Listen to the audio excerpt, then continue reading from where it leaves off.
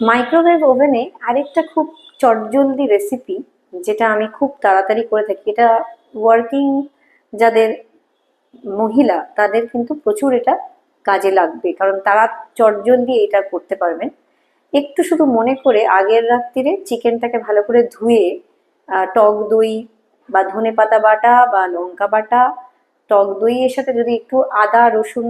আর পেঁয়াজ বাটা সব দিয়ে, নুন, তার মধ্যে অল্প একটু তেল দিয়ে 1 টেবিল স্পুন মতন তেল দিয়ে যদি ভালো করে মাখিয়ে,